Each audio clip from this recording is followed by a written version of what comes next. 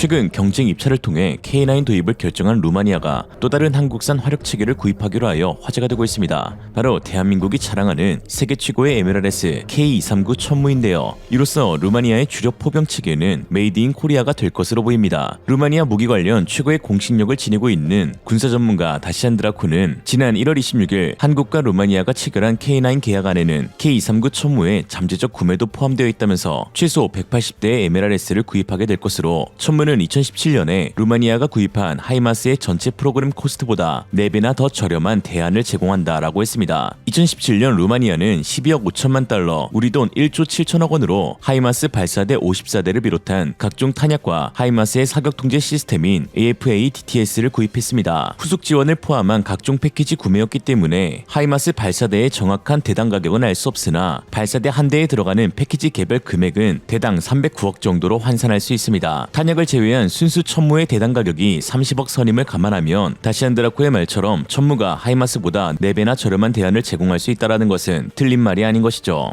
너무 싸게 파는 건 아닌가 하는 생각이 들 정도로 한국산 무기들은 가격 경쟁력에서 세계 최고의 우위를 점하고 있습니다. 지난해부터 가능성이 제기되었던 루마니아의 천무 도입이 이번 K9 자주포 구매와 함께 확정이 된 것이라 할 수 있는데요. 지난해 현지 매체 루마니아 디펜스는 한국산 무기 도입에 대한 큰 계획, K9 자주포와 장갑차, 그리고 한국형 하이마스 K239 천무라는 제목의 기사를 보도했었습니다. 당시 한화는 루마니아 방산업체 컴퍼니 루맘 SA와 탄약 공장 건설에 대한 산업협력을 추진했었고, 그 자리에서 루마니아 경제부 장관 플로린 스파타르와 K9 자주포 K239 천무에 대한 구매 의향서를 서명했었는데요. 매체는 루마니아가 폴란드의 발자취를 따르기로 결정했다면서 폴란드군은 한국산 무기인 K9, K2, K239, FA50 등을 구입하였고, 이에 폴란드와 상호협력이 중요한 루마니아는 한국산 무기를 대거 도입하여 폴란드와의 군사적 호환성을 높일 예정이다라고 했습니다. 그러나 사실 루마니아가 천무를 선택한 것은 단순히 폴란드와의 상호협력 때문만은 아닌데요. 검증된 MLRS 가운데 현재 가장 강력하고 가장 안정적인 공급이 가능한 것이 바로 천무이기 때문입니다. 천무는 현존하는 최고의 MLRS로 불리는 미국의 M270과 하이마스의 각기 장점만 모아놓은 사기 캐릭터라고 할 수 있습니다. 두 개의 포드로 270mm 로켓 기준 12발을 쏠 수 있는 M270의 화력과 차륜형으로 시속 80km의 주행 및 사격 후 빠른 진지 이탈이 가능한 하이마스의 장점을 한데 모은 것이 바로 K239 천무이죠. 특히나 현재 M270은 단종되어 이미 논외로 치부되고 있고, 하이마스는 제조사 로키드 마틴이 밝힌 바 연간 94대밖에 생산하지 못하고 있어 현재 주문량만으로도 5년간의 생산 라인이 포화가 된 상태입니다. 특히나 발사대라는 특성상 가장 중요한 것은 사용되는 탄약의 원만한 수급이 필수인데요.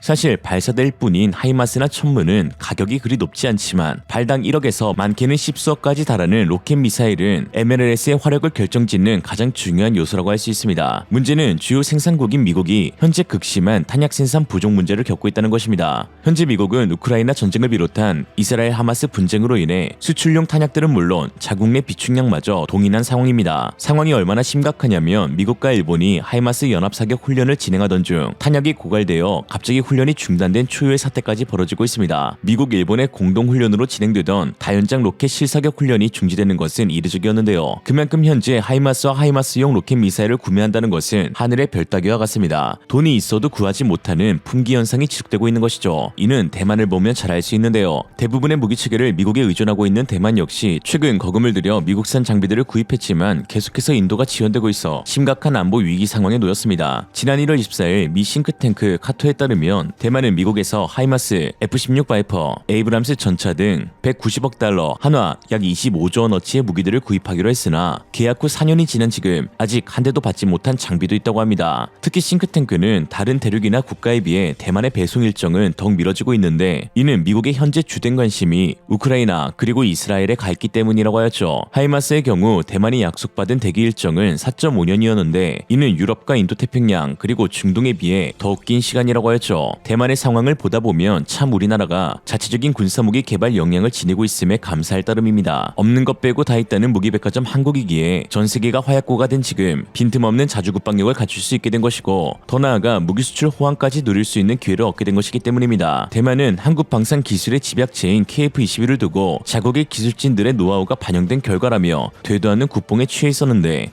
결과적으로는 중국의 침공 위협에 대응할 수 있는 자국산 무기들이 하나도 없어 오로지 미국의 F-16 바이퍼, 하이마스, 에이브람스에 의존하고 있는 상황이니 이제는 안쓰럽기까지 합니다. 이에 한 대만 네티즌은 우리가 한국이었으면 한다면 얼마나 좋을까. 그들은 각종 소총에서부터 전차, 자주포, 잠수함, 탄도미사일, 거기다가 스텔스 전투기까지 생산하고 있다며 부러움을 표하기도 했습니다. 이처럼 현재 하이마스뿐만 아니라 하이마스용 로켓 미사일을 도입하는 것이 매우 어려워짐에 따라 호주 같은 경우는 아예 GMLS 유도미사일 공장을 현지에 짓기로 록히드 마틴과 계약을 체결하였는데요. 루마니아가 천무를 선택한 이유도 이와 크게 다르지 않습니다. 루마니아는 동유럽에서 소비되는 탄약들을 생산할 수 있는 역량을 갖추길 원하고 있고 그 파트너로 한국, 한화를 선택했습니다. 그리고 한화에 K239 천무를 도입하기로 하면서 필요한 탄약들은 한국과 루마니아 현지에서 생산해 공급받는 방식을 택한 것입니다. 특히나 천무 같은 경우는 서방 진영에서 사용되는 모든 구경의 로켓 미사일과 호환이 된다는 장점이 있습니다. 즉 미국 GMLS가 수입이 불가능해지면 한국산 GMLS를 구입하면 되고 이마저도 녹록치 않으면 폴란드에서 생산하고 있는 구 랑구스타용 로켓 피닉스를 가져다 사용하면 됩니다. 이처럼 미쳐버린 호환성을 지녔다는 것이 천무가 지닌 가장 강력한 장점인 것이죠.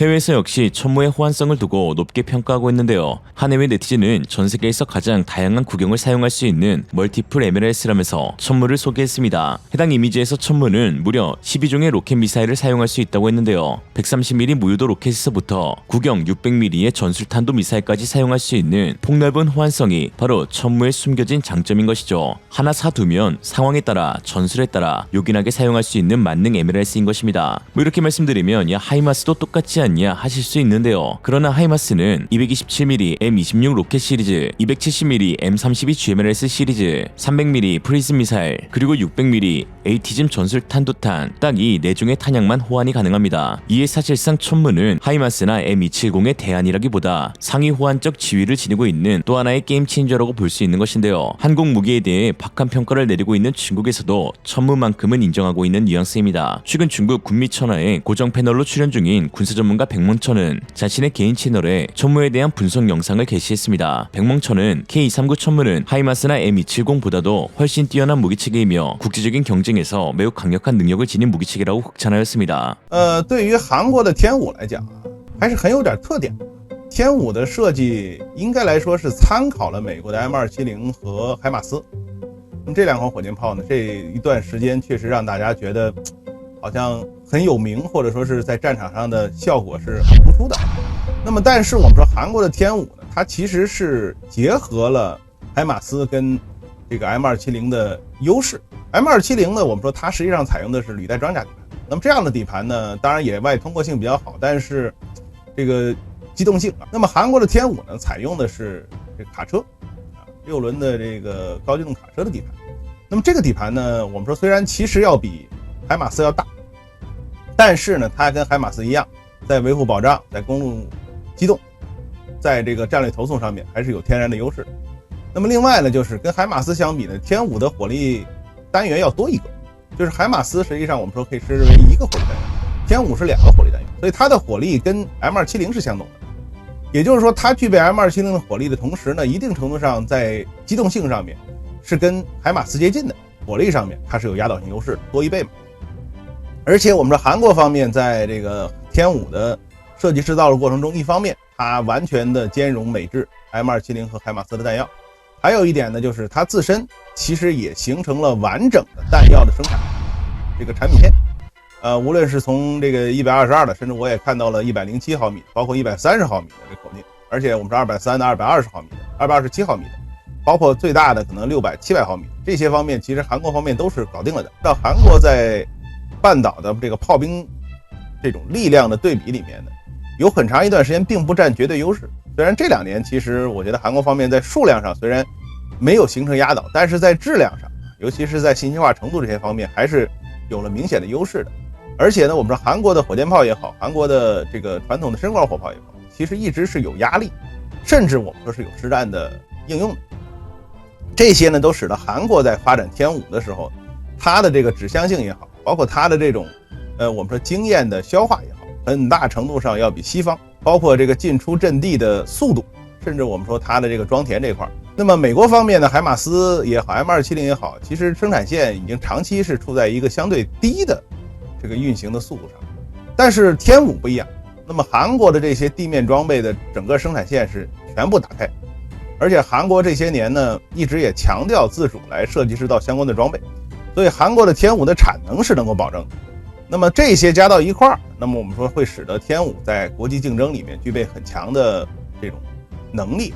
那么下一步也许会成为西方很多国家的这个一定程度上能够替代海马斯的这么一个选择。 한국의 포병 능력을 두고 일각에서는 우스갯소리로 유럽 전체와 맞먹는 강력한 포병이라고 지칭하기도 합니다. 그래서일까요? 현재 군사적 위협을 느끼고 있는 유럽 국가들은 한국의 포병 체계를 보고 많은 감명을 받은 것 같습니다. 한국의 포병 및 기갑 전력은 어지간한 군사 강국들의 육군 전력을 압도하는 수준이며 미중러 같은 패권국이나 그에 준하는 국가들과 비교될 정도로 질과 규모가 상당합니다. 물론 이는 한국이 포병 전력에 무지막지하게 심혈을 기울였기 때문이죠. 한국이 유독 포병 전력에 심혈을 기울이는 이유는 한반도 대부분이 굴곡진 산악 지형으로 이루어져 있으며 이런 환경에서 가격 대비 장시간 고화력을 퍼부을 수 있는 유일한 체계가 포병 전력이기 때문입니다. 게다가 한반도의 산악 지형은 전면전이 일어나도 공격자의 기세와 의욕을 떨어뜨리기에 좋은데 실제로 한반도를 침략한 무수히 많은 국가들이 이 산악 지형을 10분 활용한 게릴라 소모전에 호되게 고생하기도 했었죠. 그렇게 한국은 포병에 미친 듯이 집착하게 되었는데 현재 대한민국처럼 미사일과 포를 몇 초 만에 수백 발 쏟아부을 수 있는 국가는 지구상 손에 꼽힐 정도로 적습니다. K-39 천무가 개발되자 일각에서는 수송 능력을 고려하지 않은 설계가 반영된 것 아니냐 하였지만 그냥 화력 능력에 초점을 둔 설계가 반영된 것입니다. 포에 미쳤거든요. 포가 지닌 화력은 비교적 적은 인적 경제적 비용으로 최대의 효율을 낼 수 있습니다. 이는 처음 대포를 만든 때부터 지금까지 인류가 수없이 많은 전장에서 포를 운용하며 검증한 사실이고 한국도 6.25 전쟁을 통해서 뼈저리게 느끼고 있는 부분이죠.